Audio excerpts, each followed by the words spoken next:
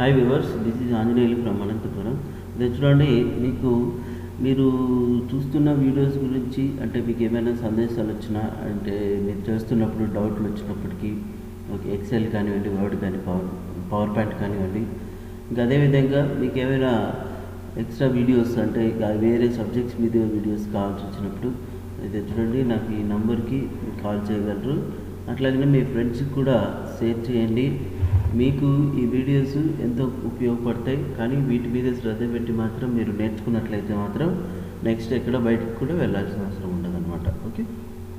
Okay, so ఇప్పుడు మనము Microsoft Excel గురించి నేర్చుకుంటాం. This is the Microsoft Excel. ఈ మైక్రోసాఫ్ట్ ఎక్సెల్లో ప్రీవియస్ క్లాస్లో మనం ఏం నేర్చుకున్నామంటే టోటల్, యావరేజ్, తర్వాత ఈ నెంబర్స్ని ఎలా జనరేట్ చేయాలి ఇవన్నీ కూడా నేర్చుకున్నాం. అలాగా మోర్ ఫంక్షన్స్ ఉన్నాయి, ఇంకా minimum, maximum, count functions, okay, power functions, ఇలాంటివి నెంబర్ ఆఫ్ ఫంక్షన్స్ ఉన్నాయి. వాటి గురించి మనం తర్వాత క్లాస్లో డిస్కస్ చేసుకుంటాం ఏంటనేది. చూడండి, ఇప్పుడు మనం ఇక్కడ టైప్ చేసిన కంటెంట్ వర్క్షీట్లో ఉన్నదాన్ని సో మనం సేవ్ చేయాలనుకోండి, సేమ్ కామన్ వర్డ్లో మాత్రమే ఇక్కడ ఆఫీస్ బటన్ చూడండి. సో ఆఫీస్ బటన్లోకి వెళ్ళాలి. ఇక్కడ మనం డైరెక్ట్గా సేవ్ అనే ఆప్షన్ ప్రెస్ చేసినట్టయితే, లేదంటే షార్ట్కట్కి Ctrl+S ప్రెస్ చేసినప్పటికీ సేవ్ అయిపోతుంది అనమాట. ఓకే, ఆ ఫైల్ ఆల్రెడీ సేవ్తో ఉంది. లేదంటే ఇక్కడ క్విక్ యాక్సెస్ టూల్ బార్లో సేవ్ బటన్ అయినా మీరు యూజ్ చేయొచ్చు అనమాట. నెక్స్ట్ ఇదే ఫైల్ని డూప్లికేట్గా చేసుకోవాలి వేరే పేరుతో అనుకున్నప్పుడు సేవ్ యాజ్ వర్క్ బుక్ కావాలన్నా, ఓకే, ఇంతకుముందు ఓల్డ్ వెర్షన్లో ఓపెన్ కావాలనుకుంటే ఇది వాడుకోవచ్చు అనమాట. లేదంటే డైరెక్ట్గా ఇక్కడ సేవ్ యాజ్ ప్రెస్ చేస్తే అది వేరే పేరుతో మనం ఏదైనా ఇచ్చుకోవచ్చు అనమాట. అది సేవ్ చేస్తే సేమ్ వర్క్ బుక్ నా పేరు మీద ఉంటుంది, ప్లస్ ఇంకొక పేరు మీద కూడా అలా సేవ్ యాజ్ అనేది చేసుకోవచ్చు. నెక్స్ట్ ఇక్కడ సో మనం వర్క్ చేసినది ప్రింట్ తీయాలనుకుంటే ఇది పేపర్లో ఎలా ప్రింట్ అవుతుంది ఒకసారి ఇక్కడ ప్రింట్ ప్రివ్యూ అనేది చూసినట్లయితే చూడండి, ప్రింట్ ప్రివ్యూ డిస్ప్లే అవుతుంది. ప్రజెంట్ దీనికి ప్రింటర్ డ్రైవర్స్ లేవు కాబట్టి చూపించలేదు ఫ్రెండ్స్. ఇప్పుడు మొత్తం వర్డ్, ఎక్సెల్ వీటి గురించి, ప్రింట్ గురించి సపరేట్గా మనం లాస్ట్ క్లాస్లో నేర్చుకుంటాం ఏంటనేది. ఇక మొత్తం వర్క్ బుక్కి క్లోజ్ చేయాలనుకుంటే ఆఫీస్ బటన్లో క్లోజ్ అనే ఆప్షన్ వాడాలి. ఓకే, తర్వాత ఎంటైర్ ఎక్సెల్ అప్లికేషన్ క్లోజ్ చేయాలనుకుంటే ఎగ్జిట్ అని యూజ్ చేసుకుంటే సరిపోతుంది. లేదంటే కీబోర్డ్లో మనం Alt F4 ప్రెస్ చేసినా సరిపోతుంది అన్నమాట. ఇప్పుడు ఇది అప్లికేషన్ అయితే ఉంది, కానీ వర్క్ బుక్ రావాలన్నప్పుడు న్యూ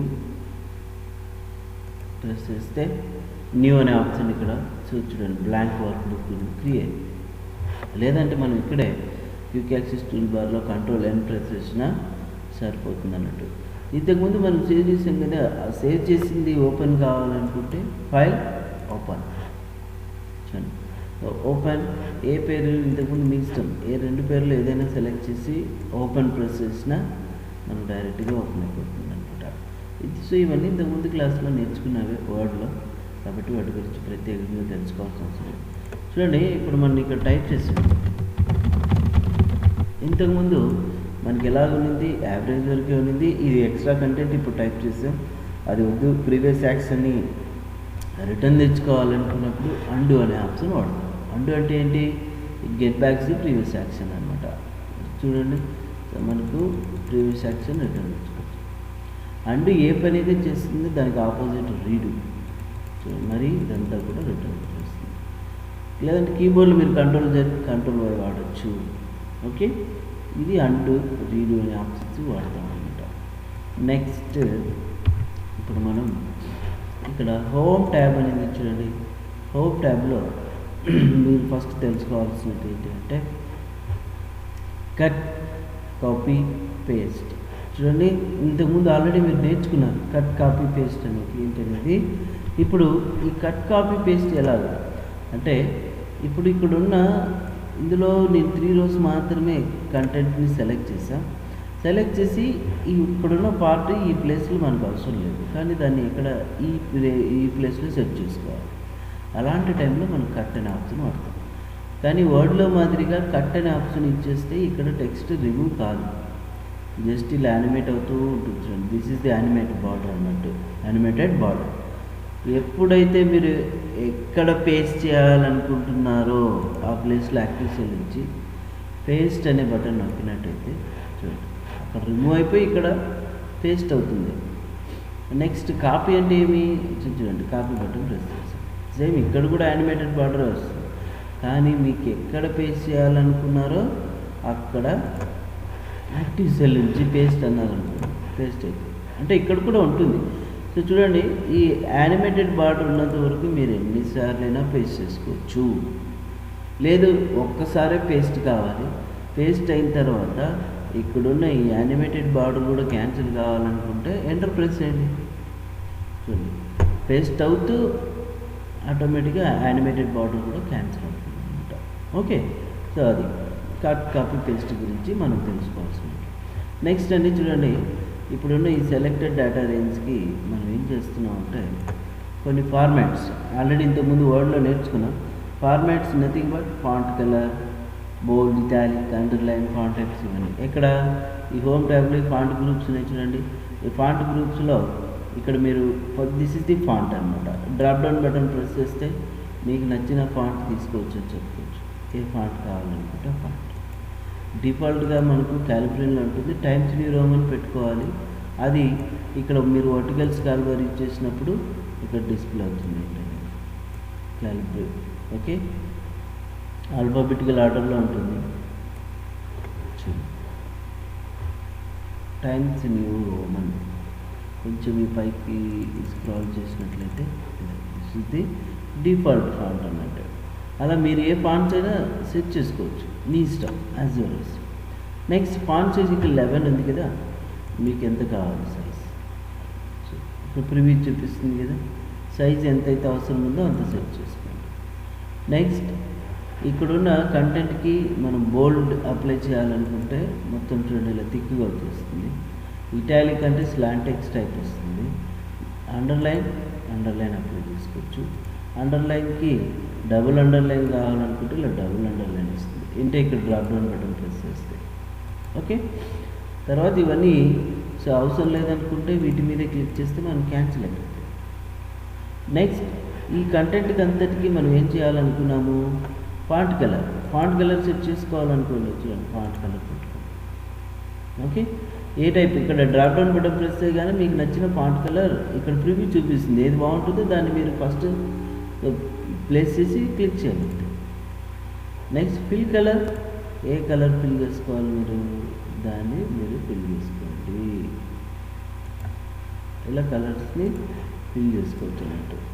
ఓకే, తర్వాత ఇక్కడ గ్రో ఫాంట్ అని ఉంది. Increase font, decrease font, font size మీరు పెంచవచ్చు, తగ్గించవచ్చు అన్నట్టు. ఓకే, నెక్స్ట్ ఇప్పుడు ఇవన్నీ తీసేయాలనుకోండి, మరి మనం ఫిల్ కలర్ ఇక్కడ ఏం చేయాలి, no fill, font colour automatic ఇచ్చేస్తే సరే. చూడండి, సో మనం దీన్ని ప్రింట్ తీయాలి. జనరల్గా ప్రింట్ తీయాలంటే ప్రజెంట్ ప్రింట్ డ్రైవర్స్ అవైలబుల్. ఇప్పుడు మనం ప్రింట్ తీయకముందు ఇక్కడ చూడండి, ఇవి గ్రిడ్ లైన్స్ అనమాట. ఈ గ్రిడ్ లైన్స్ అనేటివి మనకు ప్రింటింగ్లో రావు, సో జస్ట్ ప్లెయిన్గా వచ్చేస్తుంది అన్నట్టు. సో మరి అప్పుడు ఏం చేయాలి, ఇక్కడున్న సెలెక్టెడ్ డేటా అనేది నేర్చుకొని కాపీ చేస్తున్నాం ఇక్కడ నుంచి ఇక్కడ వరకు.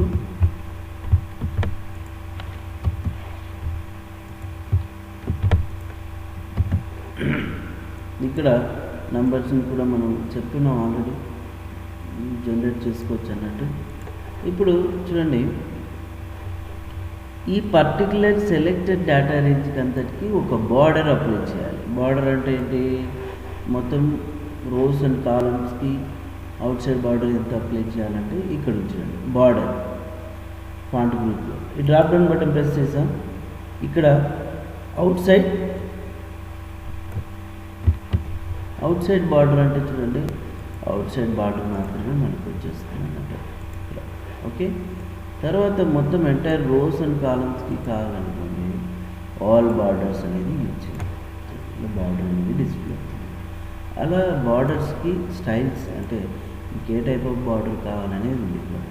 టిక్ బాక్స్ బార్డర్ కావాలి అనేది ఏదైనా సెట్ చేసుకోవచ్చు. నెక్స్ట్ డ్రా బార్డర్స్, మనం బార్డర్ అనేది డ్రా చేసుకోవచ్చు. ఇలా చూడండి, ఓన్గా మీకు ఎట్లా కావాలనుకుంటే, అంటే కొంతమంది వాళ్ళ పర్పస్ ప్రకారం ఏదైనా ఇప్పుడు దీంట్లో రెసిప్ట్ లేకపోతే మీకు ఏదైనా తయారు చేయాలనుకున్నారనుకోండి, అలా వాళ్ళు తయారు చేసుకోవచ్చు. ఓకే, ఇలా బార్డర్స్ అనేది తయారు చేసుకోవచ్చు అనమాట, అంటే గీసుకోవచ్చు. ఇక్కడ హోమ్ ట్యాబ్లో ఇక్కడ draw border, okay, draw border grid కూడా తయారు చేసుకోవచ్చు అండి.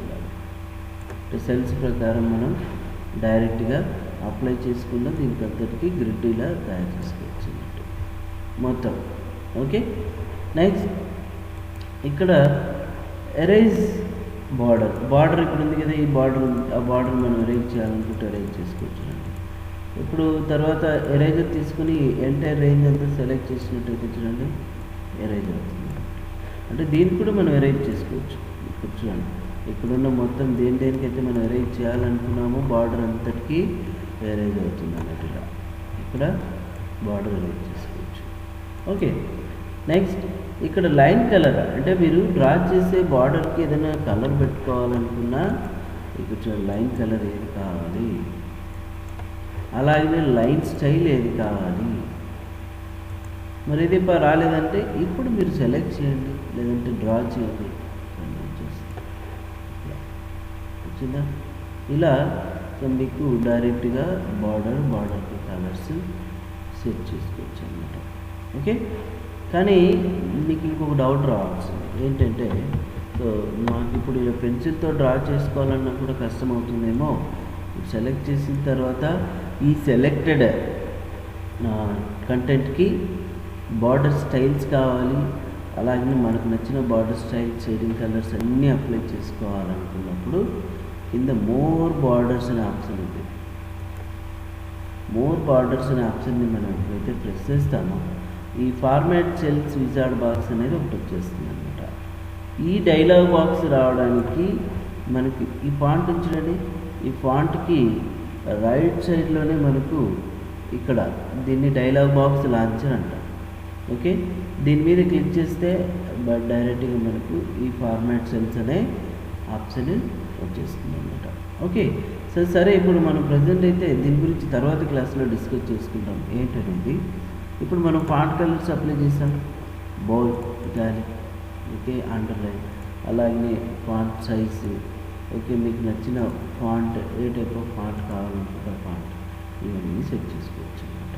ఓకే, తర్వాత రిమూవ్ చేయాలంటేనే ఇంతకుముందు డిఫాల్ట్ ఏదైతే ఉందో సో ఆ ఫాంట్ తీసుకోవాల్సి ఉంటుంది, లేదంటే మీరు ఇక్కడ టైప్ చేసుకోవచ్చు. మీకు ఈ ఫాంట్ ఒకవేళ తెలిసినట్టయితే మనము టైమ్స్ న్యూ రోమన్ అని కూడా టైప్ చేసుకోవచ్చు. ఈ రేంజ్లో times new Roman enterprise, font size 11 చూడండి ఇలా.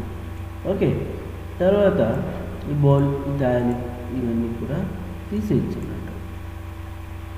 క్లియర్ కదా? తర్వాత ఫాంట్ కలర్ ఆటోమేటిక్ పెట్టాం. సరే, ఇప్పుడు ఈ పర్టికులర్ 2 కాలమ్స్కి మాత్రమే నేను ఏం చేసామంటే ఫాంట్ కలర్ పెట్టాం, బోల్డ్, ఇటాలిక్ సెట్ చేసాం. ఇక్కడ సేమ్ ఇక్కడున్న ఈ 2 కాలమ్స్కి ఫార్మాట్స్ ఏమైతే అప్లై చేసామో సేమ్ ఫార్మాట్స్ ఇక్కడున్న 2 కాలమ్స్కి అప్లై కావాలి. అట్లాంటి టైంలో మనం ఏం చేయాలి, ఈ రేంజ్ని సెలెక్ట్ చేస్తాము. ఇక్కడ ఫార్మాట్ పెయింటర్ చూడండి క్లిప్ బోర్డ్లో, ఆ ఫార్మాట్ పెయింటర్ తీసుకొని దేనికి అప్లై చేయాలి మనం ఆ రేంజ్ అంతా సెలెక్ట్ చేసి వదిలేసాడు అంతే. సేమ్ ఫార్మాట్స్ ఇక్కడ వచ్చేస్తాయి అన్నమాట. ఓకే, అందుకోసం ఈ ఫార్మాట్ పెయింటర్ కీబోర్డ్లో Ctrl+Shift+C ప్రెస్ చేస్తే ఓన్లీ ఫార్మాట్స్ కాపీ అవుతాయి. చూడండి కీబోర్డ్లో Ctrl+Shift+C, తర్వాత పేస్ట్, ఇక్కడ Ctrl+Shift+V వాడితే పేస్ట్ అవుతుంది. సో ఇప్పుడు ప్రజెంట్ ఇప్పుడు నా ల్యాప్టాప్లో ఈ ఫంక్షన్కి సరిగ్గా పనిచేయలేదు కాబట్టి మీరు అలా ట్రై చేయొచ్చు అన్నట్టు. ఓకే, ఇప్పుడు మనం ఈ క్లిప్బోర్డ్ గ్రూప్స్ గురించి నేర్చుకున్నాం. తర్వాత ఈ ఫాంట్ గ్రూప్స్లో ఈ ఆప్షన్స్ అన్నీ నేర్చుకున్నాం. నెక్స్ట్ క్లాస్లో ఇక్కడున్న ఈ డైలాగ్ బాక్స్ లాంచర్లో ఈ ఫార్మాట్ సెల్స్ గురించి నేర్చుకుంటాం ఏంటండి. ఓకే, వ్యూవర్స్ మీరు ఇప్పుడు చూస్తున్నారు చూడండి, మీకు ఏమైనా డౌట్స్ వచ్చినట్లయితే కంపల్సరీగా నాకు ఈ నెంబర్కి కాల్ చేయండి. Okay, thank you.